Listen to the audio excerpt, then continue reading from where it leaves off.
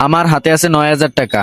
কাহিনী যেটা হয়েছে ভাই, এক ভাই আছে আমাকে ফেসবুকে মেসেজ দিছে, বলে যে ভাই আমার কাছে কিছু গ্লাস প্রোটেক্টর আছে, এগুলো আমি আর সেল দিতে পারতেছি না। সে মাল এনে একদিন দোকানদারি করছে, তারপরে নাকি তার কাছে আনইজি ফিল লাগে, যেহেতু তার এলাকায় দোকানদারি করে, যার কারণে সে আমাকে মালগুলো দিয়ে দিয়েছে। তাই আমি সবসময় একটাই কথা বলবো ভাই, আপনারা ব্যবসা শুরু করার আগে অবশ্যই ভাইবা চিন্তা কাজ করবেন। কখনোই মাল কেনার পরে যেন এরকম চিন্তা ভাবনা না থাকে যে আমাকে দিয়ে হবে না, তাহলে কিন্তু ভাই আপনি কিছুই করতে পারবেন না। তাই আমি বলি কি ভাই, মাল কেনার আগে অবশ্যই ভাইবা চিন্তা কাজ করবেন সব সময়। কারণ এই যে গ্লাস প্রোডাক্টর গুলো দেখতেছেন, এগুলো কিন্তু ভাই আমাকে কেনা দামের থেকে 2-3 টাকা কমে দিছে, তাহলে তার কিন্তু লস হয়ে গেছে। যদিও আমার এখান থেকে লাভ হয়েছে, কিন্তু ভাইয়ের যে লস হয়েছে সেটা কিন্তু সে দোকানদারিও করে নাই ভালোভাবে। যদি দোকানদারি করতো এখান থেকে লাভ উঠাইয়া তারপরে বিক্রি করলে অসুবিধা ছিল না, কিন্তু ভাই কিন্তু একদিন দোকানদারি করছে, তাও ভালোভাবে করে নাই। সে বলে যে ভাই আমার এলাকায় মানুষজন কি বলবে, তাই আর কি। এখন আপনারা যে সময় যাই করেন ভাই, মানুষজন কি বলবে এটা ভেবে যদি দোকানদারি না করতে পারেন ভাই, তাহলে আপনি কিছুই করতে পারবেন না ভাই। তাই আমি সবসময় বলি আপনার ভাইবা চিন্তা সবসময় কাজ করবেন ভাই, আগে প্রোডাক্ট কিনে লস করবেন না ভাই।